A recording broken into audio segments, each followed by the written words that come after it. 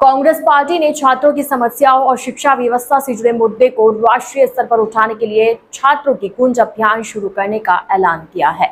झांसी में आयोजित प्रेस वार्ता में प्रदेश प्रवक्ता गौरव जैन ने बताया कि राहुल गांधी के नेतृत्व में चलाए जाने वाले ये अभियान 25 जून से 9 अगस्त तक देश भर में संचालित होगा। अभियान के तहत छात्रों, युवाओं और अभिभावकों से सीधे संवाद कर शिक्षा, रोजगार और प्रतियोगी परीक्षाओं में पारदर्शिता जैसे मुद्दों को प्रमुखता से उठाया जाएगा। कांग्रेस के सहयोगी संगठन NSUI और युवा कांग्रेस भी इस अभियान में सक्रिय भूमिका निभाएंगे। पार्टी का कहना है कि छात्रों की आवाज को मजबूती से सरकार तक पहुंचाना ही इस अभियान का मुख्य उद्देश्य है। ITN नेशनल की न्यूज में इतना ही। अन्य खबरों के लिए जुड़े रहिए ITN नेशनल के साथ। जब 1947 में देश आजाद हुआ, उनकी प्रोफाइल पे आ जाएगा लाइव। उस समय से पहले जो शिक्षा की स्थिति थी वो मेघालय की जो फेडरेशन थी वो थी छनाई का सिद्धांत कि शिक्षा केवल उन लोगों को दी जाए जो शिक्षा के पात्र हैं और उनसे छन छन के नीचे पहुंच दी जाएगी शिक्षा, जो बुद्ध स्पेच आया 1835 में।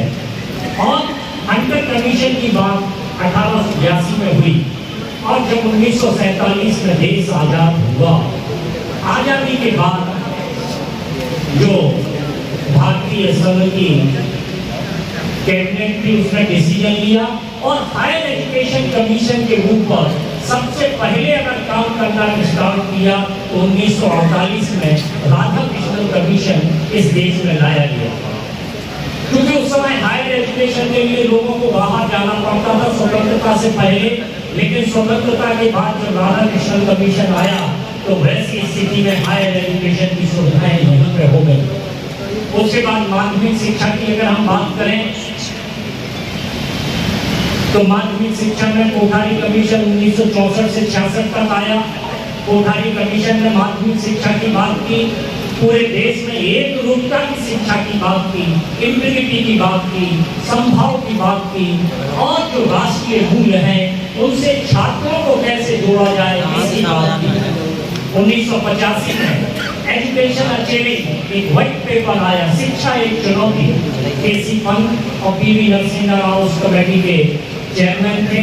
एजुकेशन एक चैलेंज आया और उसके बाद national policy of education act 1986 1986 की राष्ट्रीय शिक्षा नीति आई जिसमें नवोदय विद्यालय की संकल्पना की। जो शिक्षा शास्त्रियों का मानना था कि बच्चा 6 घंटे विद्यालय में रहता है और 18 घंटे समाज में रहता है, तो उसकी 1/4 क्रियाएं कहाँ पे होती हैं? विद्यालय में होती हैं और 3/4 क्रियाएं उसकी कहाँ होती हैं? समाज में होती हैं।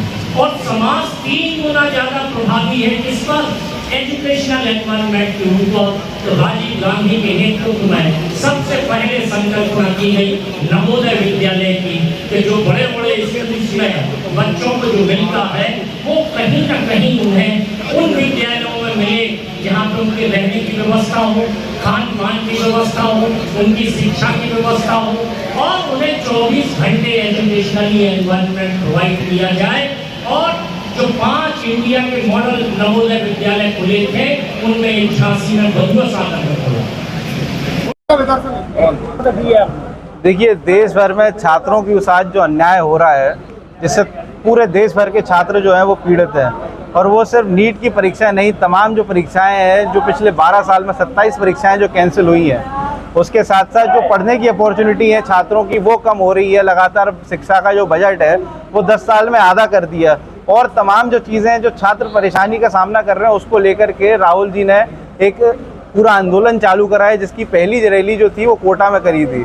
वैसी ही रैली देश के तमाम अन्य राज्यों में करी जाएगी, उत्तर प्रदेश में भी, इलाहाबाद में करी जाएगी और एंड में जाके दिल्ली में संपन्न होगी।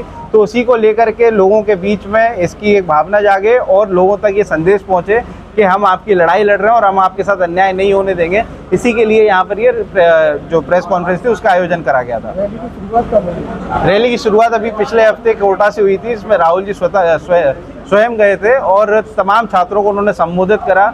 संबोधित करने के साथ साथ तमाम छात्रों से वो मिले और उसके बाद उन्होंने छात्रों की जो समस्याएं थी उसको समझने की कोशिश करी और उन्होंने छात्रों को आश्वस्त करा कि आपकी जो मांगे हैं, आपकी जो लेजिटिमेट मांगे हैं, उनको संसद में लेकर जाएंगे और संसद में अगर सरकार नहीं सुनेगी तो सड़क पर लेकर उन्हें आएंगे। छात्रों की गूंज कार्यक्रम आपका कब शुरुआत हो रही है? अच्छे 25 से लेकर 9 तारीख तक रहेगा, 25 जून से लेकर 9 तक। उसमें हम लोग रिज़ाइन भी मांग रहे हैं, जो धर्मेंद्र प्रधान जी हैं उनके, और जिनके द्वारा ये लीक हुआ है उन पे इन्वेस्टिगेशन की मांग रखी गई है। इसको लेके हम लोग फॉर्म भी भरवाएंगे और जगह जगह इसको लेके प्रोग्राम भी होंगे, जो जैसे कि यूपी में हम लोग ने प्रयागराज और मेरठ को डिसाइड किया है। यहाँ पे छात्रों की गूंज यहाँ पे इसमें काम होगा, और बाकी सबको जब पूरा ये 9 अगस्त को हो जाएगा उसको लेकर राहुल गांधी जी दिल्ली में प्रोग्राम करेंगे। झांसी में हम लोगों ने पूरी कोशिश करी थी। आप समझिए प्रशासन जो है इतना बड़ा झुटेला है, हम लोगों से बोलता है कि 144 लगी हुई है, आपको कार्यक्रम की अनुमति नहीं है। यहाँ पे भाजपा पिछले 10 दिन में 100 कार्यक्रम कर चुकी हो। आगे आप देख लीजिए, RTI से निकालवा लीजिए, कितने भाजपा के लोगों ने परमिशन मांगी, और अगर परमिशन मांगी, परमिशन ली, तो सिर्फ उन्हीं को परमिशन क्यों दी जा रही है, कांग्रेस को नहीं दी जा रही। हमारे लोगों ने पर अगर करते हैं तो हमें जेल वहाँ पे बंद कर देते हैं, हाउस अरेस्ट। वहीं अगर सपा का कोई करता है, इंडिया गठबंधन का करता है, तो उन पर मुकदमे कर देते हैं। यहाँ रोज नौटंकी करते हैं बीजेपी वाले, उनके ऊपर कोई कार्रवाई क्यों नहीं होती। तो ये कहीं ना कहीं सरकार जो है वो डरी हुई है। संविधान में आर्टिकल है 19(1)(f) जो आपको अधिकार देता है, फंडामेंटल राइट, कि आप प्रोटेस्ट कर सकें, लेकिन यहाँ पे सरकार जो है वो संविधान को दफनाने में लगी है। संविधान में कोई उसका विश्वास नहीं है, इसलिए वो नहीं चाहती कि कोई भी व्यक्ति सरकार के खिलाफ कुछ भी एक चू भी कर दे। इतनी डरी हुई सरकार जो है वो अंग्रेजों की भी नहीं थी जितनी आज भाजपा की है यहाँ पे।